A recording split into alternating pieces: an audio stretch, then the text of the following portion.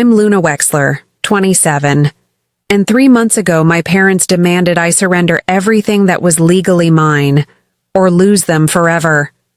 It started on a Sunday evening, the kind that looks calm from the outside, candles flickering, polished table, laughter echoing faintly down the hall, but underneath that calm, something rotten was spreading. That night, my parents looked at me with smiles that didn't reach their eyes and said, "Hand over your inheritance, or get out." I remember the sound of it, cold, final, like a door slamming shut on my entire childhood. For 27 years, I believed we were a loving family. The Wexlers and respectable, charitable, picture-perfect. My father, Charles, owned Wexler Steel Industries, the kind of empire built on late nights and broken backs, though you'd never know it from the way he wore his tailored suits. My mother, Evelyn, was the kind of woman who measured love in appearances, the right friends, the right husband, the right daughter, and I had always been her trophy daughter. Until the day I stopped playing the part. It began when my grandfather died. He was the only one in the family who truly saw me, who never treated me like an accessory. When he passed, he left me a portion of the company shares quietly, in a trust no one knew about. Not even my parents, until the lawyer called. I'll never forget that phone call. "Miss Wexler, your grandfather left you 30% of the company's shares. Effective immediately, 30%. Enough to shift control, enough to make my father furious. At first, I thought it was a misunderstanding. My father didn't say much, just, 'We'll talk about this at dinner.' I didn't know then that those 6 words were the start of a war. That Sunday, I walked into the house I'd grown up in, and everything felt off. The air was heavy, the staff unusually quiet. The chandelier light seemed too bright, exposing every fake smile in the room. My mother hugged me first. It was a stiff, rehearsed hug, the kind she gave reporters at charity galas. "So good to see you, darling," she said. "We've got so much to discuss." At the table, my father poured himself whiskey. "Let's get to it." His voice was sharp, businesslike. "Your grandfather made a serious mistake in his will." "Those shares belong to the family," I frowned. "I am family." My father's lips twitched, almost smiling. "You know what I mean." My mother set her fork down, her tone sugar-sweet. "Luna, sweetheart, you're young. You don't understand how these things work. The company can't be split. It's not practical." I stared at them both, trying to understand. "So what exactly are you saying?" My father's eyes hardened. "Sign them over to me, tonight." My pulse stopped. "What?" He leaned back, calm as ever. "You don't need them. I built this company. Your grandfather was sentimental, but he didn't know business anymore. You hand them over and we can all move forward as a family. And if I don't?" That's when my mother's voice changed. No longer sweet, no longer soft. "Then you can pack your things and get out of this family." The room went quiet. I looked at both of them, the people who'd raised me, who'd tucked me into bed and told me family meant everything. "You're threatening to disown me over money." My father's jaw tightened. "Don't make it sound ugly. This is about what's right, but it was ugly." Every word dripped with greed and entitlement. I looked toward my younger brother, Caleb, sitting silently at the far end of the table. He didn't meet my eyes. He just stared at his plate, his fork motionless. "Caleb," I said quietly, "do you think this is right?" He flinched. My father's gaze snapped toward him and he looked away, mumbling, "I just don't want drama, Lou. Drama." That's what my family called betrayal. My mother's patience snapped. "Stop this nonsense, Luna. You don't even understand what those shares represent. It's the legacy your father built. It belongs to him." I pushed my chair back. "No, it belonged to Grandpa, and he decided it should belong to me." My father's voice dropped low. "Don't test me, Luna." "Or what?" I asked, my voice shaking. "You'll cut me off, disown me? Pretend I never existed?" The look in his eyes told me everything. He already had. For a long moment, no one spoke. Then my mother stood, gathering her napkin, her voice trembling with controlled rage. "We'll give you one night to think about it. Either you do what's right for this family, or you walk away." I looked around that table. The expensive china, the polished silver, the portraits of our ancestors staring down from the walls, and realized something I should have seen years ago. This family wasn't about love. It was about ownership. When I left that night, I didn't cry. I didn't plead. I just walked out. The sound of my mother's heels clicking behind me followed me all the way to the front door. "Luna!" she called after me. "Don't do something you'll regret." I turned, meeting her perfect, furious face. "No, Mom, I think the regret's yours." As the door shut behind me, I thought that was the end of it. But I was wrong. That dinner was just the opening move in a much darker game, one that would destroy everything they'd tried to protect. Because if they wanted to play dirty, they were about to learn how far I'd go when someone tries to take what's mine. The next morning, I woke up to a dozen missed calls from my mother and 2 from my father's assistant. That was my first clue that this wasn't going to fade quietly. By noon, I got an email from the company's legal department asking to verify my signature on a transfer form I'd never seen before. My stomach dropped. They weren't waiting for me to sign. They were faking it. I drove straight to my grandfather's lawyer, Mr. Harlan, a calm, gray-haired man who had known my family for decades. When I walked into his office, he looked uneasy. "Luna," he said, standing quickly. "I was just about to call you." "About what?" I asked, even though part of me already knew. He sighed. "Your father sent over documents yesterday. They claim you've agreed to transfer your inheritance shares to him. They even included a notarized signature, yours." My pulse raced. "That's impossible." "I never signed anything." He nodded slowly. "I know. That's why I didn't process it." "But Luna, your father is not going to stop there. He's pushing hard, and the board will back him unless you act fast." That was the moment it hit me. My parents weren't bluffing. They were trying to erase me. I clenched my jaw. "Then I'll fight." Mr. Harlan studied me for a long moment. "Your grandfather believed you'd say that. He left something else in the trust, something you might find useful." He handed me a small sealed envelope. My name was written in my grandfather's handwriting.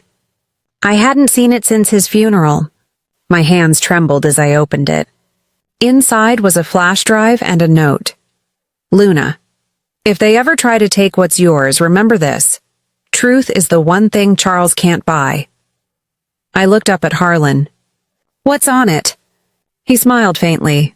"I don't know, but he told me it would even the field." That night, back in my apartment, I plugged in the drive. It contained a folder labeled Wexler Holdings, Confidential. My heartbeat quickened as I opened the files. Inside were scanned documents, internal emails and ledgers, all showing how my father had siphoned money from the company into hidden accounts for years. Millions. And that wasn't even the worst part. There were emails between my mother and one of the board members, discussing a long-term strategy, one that involved discrediting me publicly if I ever refused to cooperate. They had plans to paint me as unstable, even unfit to hold shares. I sat there staring at the screen, tears stinging my eyes, not from sadness, but from disbelief. My own parents were willing to destroy me just to keep control. I remember whispering to myself, "Okay, you want to play this game? Let's play." The next morning I called Caleb. It took him 3 tries to pick up.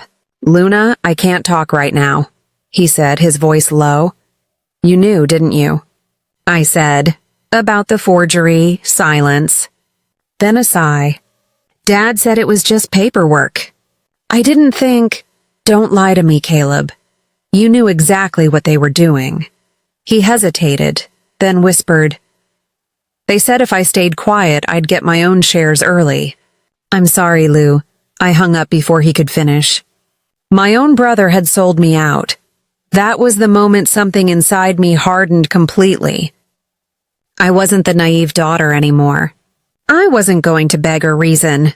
That afternoon, I called Mr. Harlan again. I want to make everything public, but safely. I'll need your help. He hesitated. You're sure? Once you move forward, there's no turning back.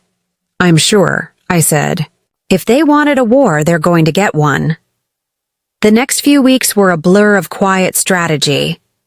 I gathered every document, every email. Harlan connected me with a journalist who specialized in corporate fraud. We agreed to hold the story until I gave the word. In the meantime, I acted normal. I showed up to family dinners again, pretended to apologize, smiled at my mother like nothing had happened. Let them believe I was coming around. One night, my father poured me a glass of wine and said, You're making the right choice, Luna. Family always wins. I smiled, meeting his gaze. You're right, Dad. Family does win. Inside, I wanted to scream, but I waited. Because revenge doesn't work in anger. It works in silence. Then came the night that changed everything. It was a Wednesday when I got a text from an unknown number.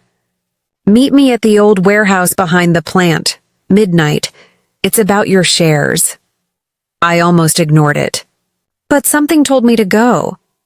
When I arrived, the place was dark, silent except for the hum of distant machinery. Then I saw a figure step out of the shadows. It was Caleb. He looked exhausted. His eyes were red. Luna, you were right.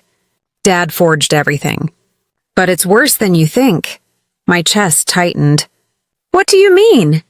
He glanced around nervously. They're moving money out of the country. All of it. Offshore accounts.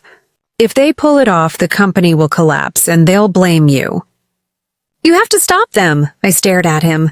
My brother, scared, guilty, but finally honest. Why are you telling me this now? I asked. He swallowed hard.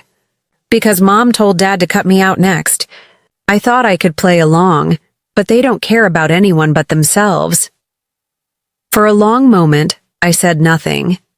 Then I took a deep breath. Okay, I said. Then you're going to help me take them down. His eyes widened. How? I smiled, but it wasn't kind. By giving them exactly what they want and letting them destroy themselves.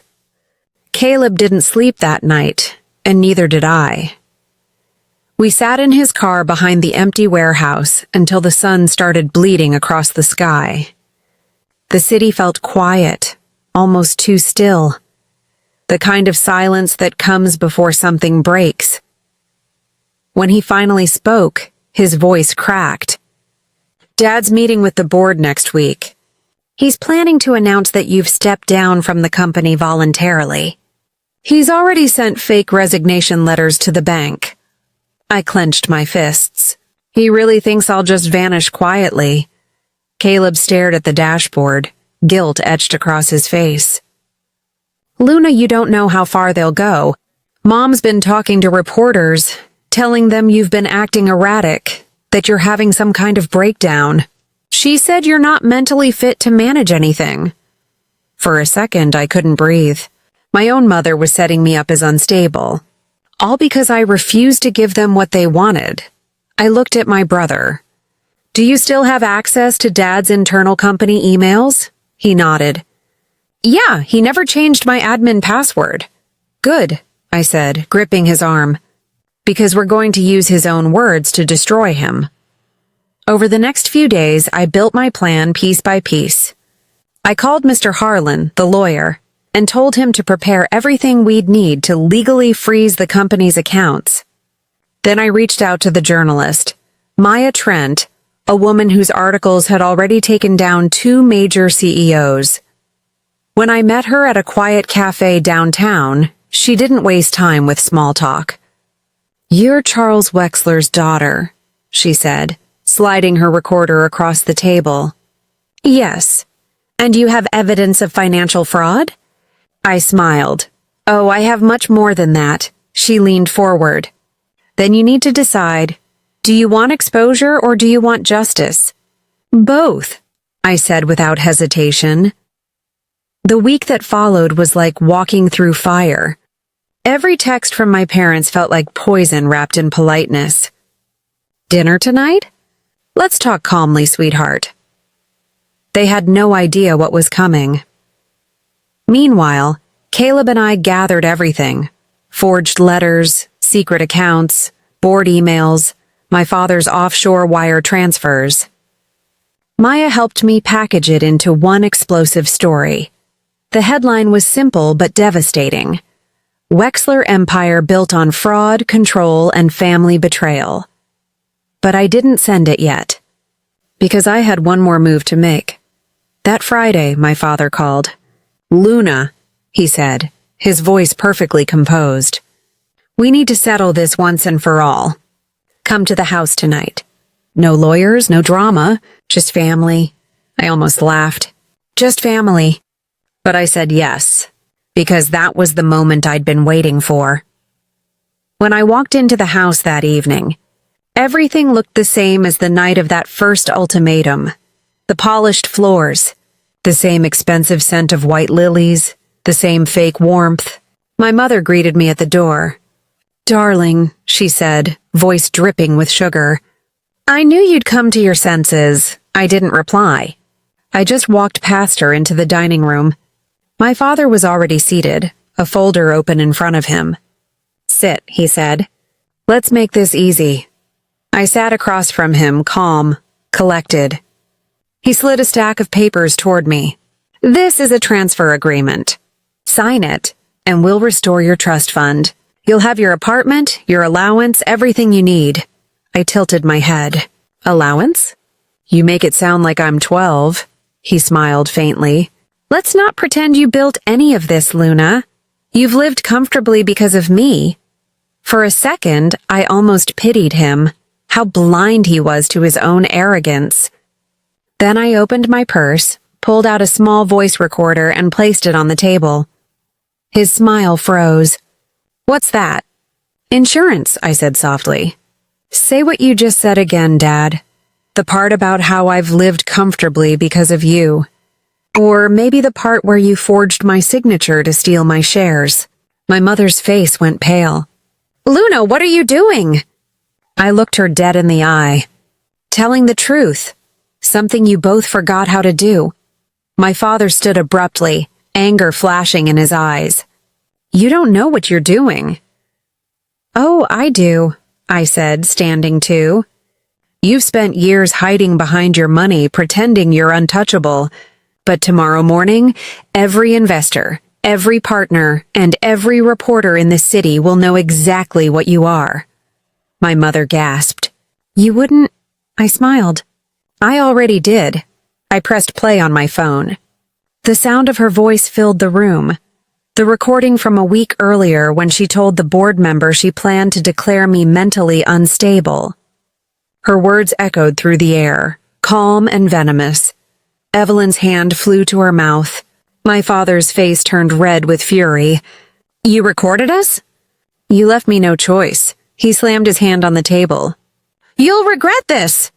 I took a step back, steady, fearless now. "No, Dad. You will." And with that, I turned and walked out of the house for the last time. By dawn, the story was everywhere.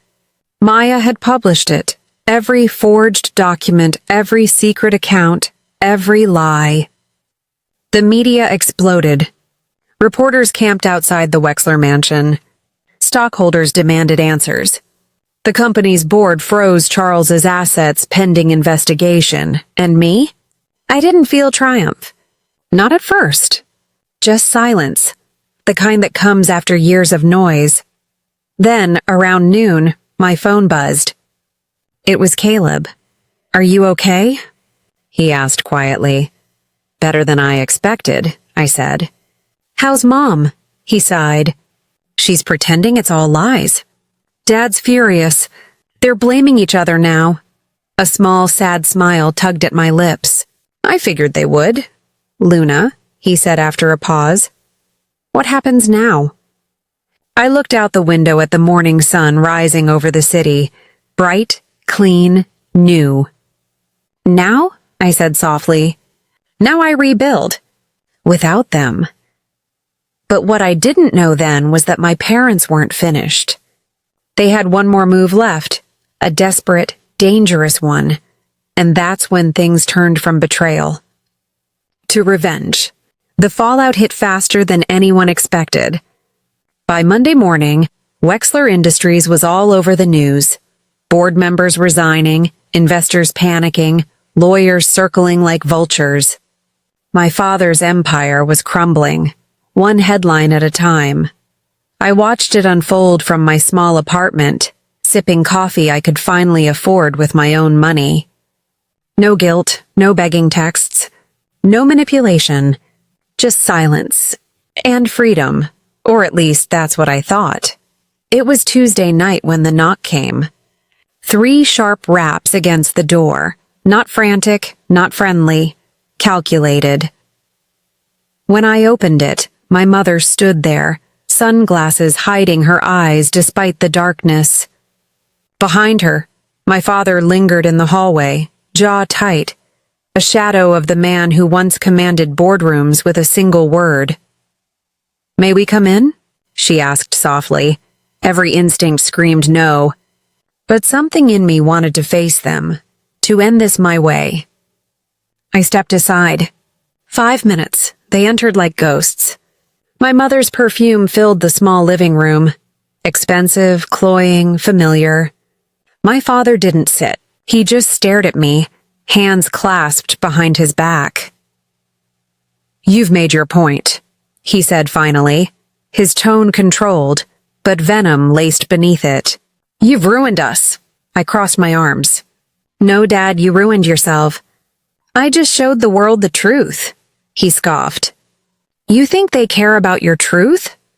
They'll move on in a week. But you'll always be the girl who betrayed her own family."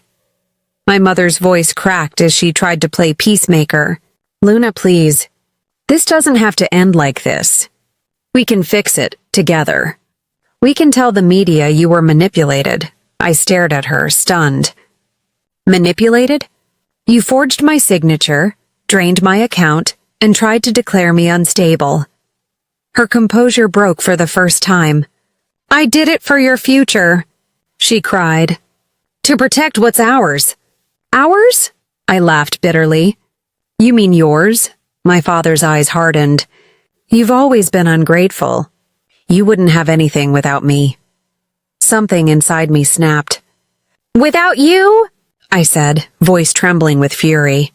"I've spent my entire life cleaning up your messes, trying to prove I was more than your puppet. You taught me power was control, but I finally learned what real power is. It's walking away." He took a step closer. "You'll regret walking away." I met his gaze. "Not as much as you'll regret underestimating me." That was when Caleb walked in. He'd texted me earlier saying he was coming over, but I hadn't expected him to arrive now. He froze in the doorway, taking in the scene, our parents standing in the center of my apartment like cornered predators. "Mom, Dad, stop this," he said firmly. "It's over." My father's lip curled. "You're siding with her now? After everything I've done for you? Everything you've done for me?" Caleb shot back. "You dragged me into your lies. You made me watch you destroy Luna for money. You didn't raise a family. You raised victims." My father's face flushed crimson. For a moment I thought he might strike him. But instead he turned to me, eyes burning with something dark and desperate. "If you think you've won," he said quietly, "you haven't seen the end of this." Then he stormed out, slamming the door so hard the frame shook. My mother lingered, her face pale and trembling. "Luna," she whispered. "Please. He's not well. He's lost everything." "So did I said softly. "But I didn't destroy anyone to get it back." She looked like she wanted to say more, but instead she followed him into the night. 2 days later, I woke to chaos again. The news was everywhere. Charles Wexler arrested on multiple fraud charges. Maya's article had triggered a full-scale investigation, and the FBI had uncovered offshore accounts, forged tax documents, and illegal loans. My mother wasn't charged. Not yet. But the house was seized and their assets frozen. For the first time in my life, they had nothing. I should have felt vindicated. Maybe even happy. But all I felt was tired. That night, Caleb came over with takeout and 2 cheap bottles of wine. We sat on the floor, surrounded by unopened boxes of my new life. "You did it," he said quietly. "You ended the cycle." I stared at my reflection in the dark window. It doesn't feel like victory.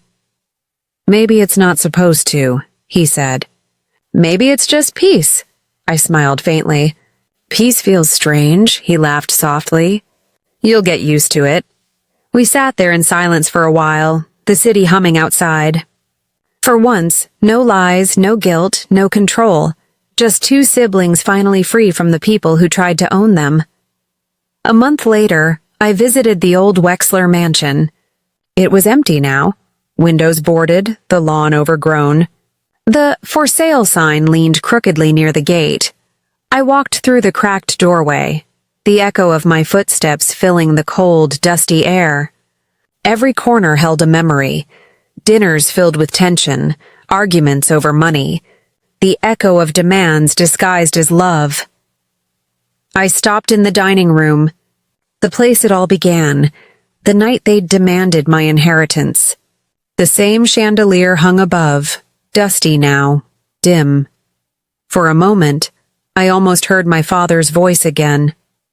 "Hand over your inheritance or get out," I whispered back to the empty air.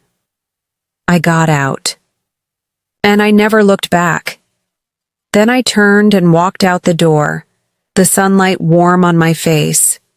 6 months later, my life didn't look anything like before. I started a new job at a small creative agency. Nothing like the Wexler empire, but honest work that was mine. Caleb started therapy and was rebuilding from scratch. We spoke every day. For the first time, our conversations weren't about fixing the past. They were about building the future. One morning, Maya called. "Your story's gone viral," she said. "Thousands of people are sharing it, saying it gave them courage to stand up to their own families." That was when it hit me.